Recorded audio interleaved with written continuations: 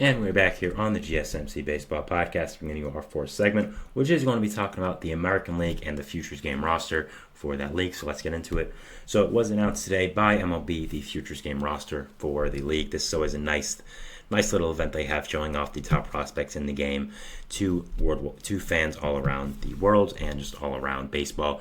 I think prospects nowadays aren't fully capitalized to their marketability, and being able to show off the next generation of players to fans who may not ever really pay attention to guys like this, I think is always a great event.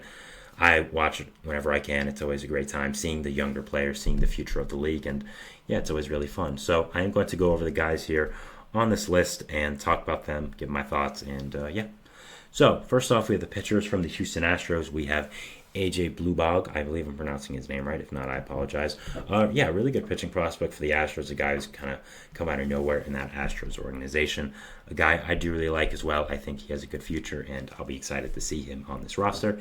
And I think there's a lot to like here with him. Next, we have from the Los Angeles Angels of Anaheim, Caden Dana. Dana's also a guy I really like. I think he has a lot of potential for this Angels team. There's a lot to like here. Number 91 currently on MLB Pipeline's list.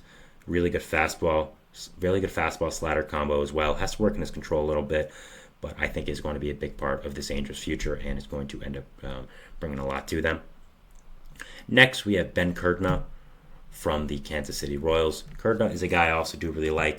I think there is a lot of potential in that arm, and looking at this Royals farm system, which doesn't really have that much, he does really stand out as a standout guy, and someone I do think very highly of within this farm system. So that is nice there. After that, we have from the Oakland Athletics. Sorry, I skipped over a guy, Luis Morales. So Morales is a guy I also do like from this A's team.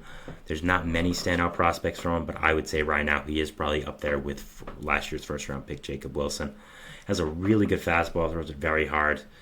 Is very nice. Was a top international signing for this A's team. After that, his slider is very good. His control is pretty advanced for his age. Curveball is pretty good. So this is another prospect I do like here, and I think highly of. And with this A's franchise, when you're going into a new market, going into Sacramento, going into Vegas, you're going to have to be able to have these younger guys to build around, and I think this could be one of the guys they do end up looking at for the future. Next, we have Fernando Perez of the Toronto Blue Jays. I like Perez a lot. Again, I feel like I'm just repeating the same thing, but Perez is a really solid prospect and a guy I do think is going to end up being a big part of this Blue Jays future. After that, we have from the Texas Rangers, Santos. Santos is a guy I'm struggling to find the words here, did go through the Rangers organization a good amount. Not really a guy I had much eyes on. I was really more focused on their other pitching prospects like Kumar Rocker, Jack Leiter, Brock Porter, Omar White, but he had done really, really well recently, and I think has shown a lot of potential for the Rangers team that I didn't think was there before. I mean, he only signed for $10,000 coming out of the international class, so not like he was really that highly thought after.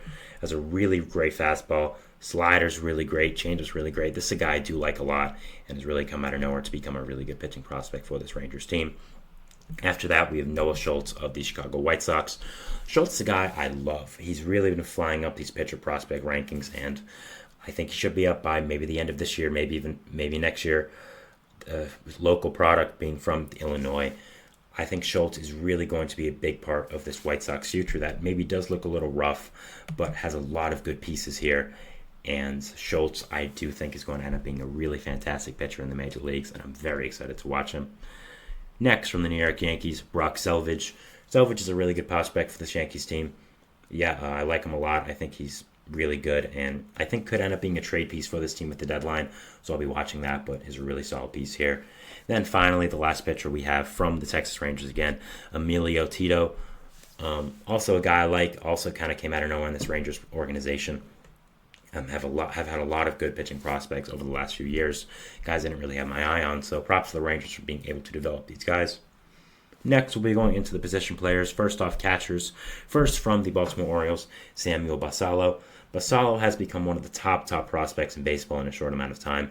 Is blocked by Adley Rutschman, of course, for the future, so that should be interesting to watch. But Basallo, man, can he hit. My profile as a first baseman really in the future. I think Basallo has a plus hitting tool. He's going to end up being a fantastic player in the big leagues, really high on.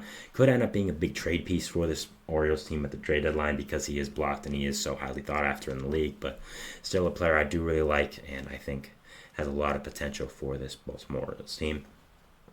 After that, we have Henry Ford of the Seattle Mariners, a former first-round pick for them.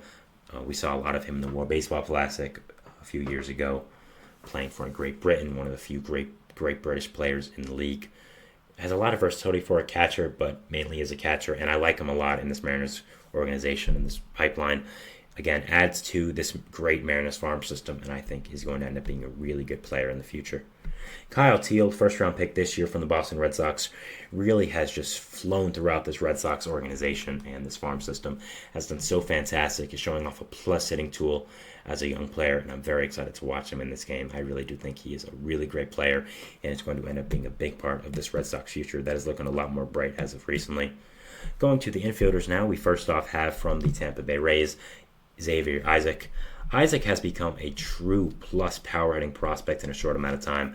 A guy I'm very high on. I think there's a lot of potential here for this guy, and really is just a fantastic prospect for this Rays team.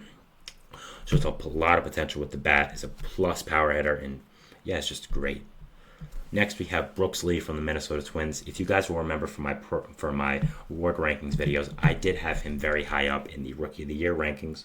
Now, he of course has not played in the big leagues yet for the Twins. I kind of overshot that, but I still am very high on him. I think he's going to end up being a big piece of this Twins future, and is going to add into this young Twins core in the infield. I'm very high on him. I like him a lot, and I think that he's going to be a fantastic player. Next, we have from the Detroit Tigers, Hye-Yu Lee. Lee has become a top prospect in this Tiger system in a short amount of time. He's become really good, and overall has become a fantastic player for this Tigers team, and has done really well.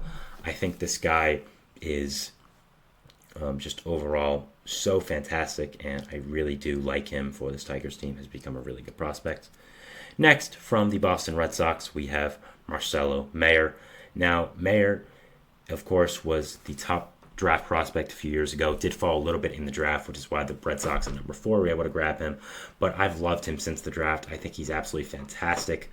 There's a ton of hitting tool with Mayer. I think is going to be a huge part of this Red Sox future, again, with guys like Kyle Teal, who I already talked about. So Mayer, I cannot say enough nice things about, is one of the top prospects in baseball. In my opinion, is a consensus top 10 prospect in baseball. It should be. He is absolutely fantastic, and I really do like Mayer here. Next, from the Chicago White Sox, another guy I've highly thought after and talked a lot about on my show, Colson Montgomery. Montgomery is absolutely fantastic. I think he's one of the best prospects in all of baseball, maybe even top 5. He's a sweet swinging lefty shortstop for this White Sox team that, on paper doesn't have a great future, but you look at these guys like Noah Schultz, like Colson Montgomery. The prospects are coming through, and being able to trade a guy like Garrett Crochet or Luis Robert to get more and more prospects should be very entertaining as well for this future. So Montgomery is a guy I absolutely love. I think very highly of. I think he's very good, and overall, I would be very excited by the prospect of Montgomery and being able to see him in this game. I think very highly of him. Talked about him multiple times in my show. I think he's very good. Next, from the Cleveland Guardians, Ralphie Velasquez. Velasquez has a ton of power, is going to end up being a really big part of this Guardians future. You do have some power concerns with the future of your lineup, and being able to add a guy like Ralphie Velasquez in with another top prospect who isn't on here, like Hal Manzardo, should be great. And yeah, Velasquez is a guy I'm very high on. I think he's going to end up being very good. And yeah, a ton of power here with Velasquez. Really a lot for an infielder of his size. Next, from the Texas Rangers, Sebastian Walcott. Walcott I love. This is a younger prospect who's a bit raw, has a lot of potential to go, but man, is he an athlete. Again, a ton of potential in this body. Is going to end up being a top prospect in baseball. A guy I absolutely love. I think is fantastic, and I really do think he's going to be a future part of this Rangers team, and it's just great. Next, finally for the infielders, Cole Young of the Seattle Mariners. Cole Young is someone I think very highly of, is another part of this young, exciting Mariners future, and their prospects is absolutely fantastic, and I think brings a lot to this Mariners team, is really, really good. I'm very high on him, and I think he's really good. Next, moving into the outfielders, the second and last part. First, we have from, again, for the Cleveland Guardians, Jason Chourio, not Jackson. Jackson's brother, though. Jason, not as good as his brother, but still really good. Nice little outfield prospects here for the Guardians. Nice hit tool he has for the future. Should profile as a starting player for them. Next, the Detroit Tigers, top prospect in the draft from last year, top pick from the draft last year, Max Clark. I actually had Max Clark as going the first overall to Pittsburgh last year in the draft. Obviously, I'm sure the Pirates are glad they went with Paul Skeens, but Clark is someone I think very highly of. Has the talent to be a plus hitter in the major leagues. Has a really nice lefty swing. Has good contact speed combo. Is really, really good, and just is going to be a big part of this Tigers future. Isn't going to be up anytime soon, maybe 2026, 2027, but when he does come up, I expect him to be a beast, and I think there's going to be a lot of potential left with Max Clark, and I think he's a fantastic young prospect for this Tigers team. Next, we have from the Kansas City Royals, Gavin Cross. I love Gavin Cross. Not many prospects in this Royals organization that are good, but Cross is one of them. Has a plus hitting tool for this Royals team. Has nice speed as well. Plays defense well, and overall is a really good player for this Royals team. Adds a lot to their young core, and I think he's going to end up being a really good player. Then from the New York Yankees, Spencer Jones. Jones was the reason why the Yankees didn't trade for Dylan Cease this year. The White Sox needed him back, and they would never budge, and that shows you how highly they think of him. People have compared him to Aaron Judge in the minor leagues, which might be a little high, but he's a huge outfielder, a great arm, great defense, a ton of power, light tower power, as I would say, and it's just a fantastic prospect to look forward to if you're a Yankees fan. Really, really good, and is someone I'm definitely watching for the future. Then finally, from the Tampa Bay Rays, Chandler Simpson. A good solid prospect here with him. Nothing else much to be excited to watch him in this. Then we also have some inactive selections, Roman Anthony and Trey Morgan. Both will not be playing in this game, of course. I like both a lot. Roman Anthony especially. I think that's going to be a big part of the Red Sox young hitting core for the future. And I do end up thinking that he is going to be a really good player for this Red Sox team. So, that is our fourth segment here, guys, talking about the AL Futures Game roster, going into the fifth and final segment, which is the NL Futures Game roster. So,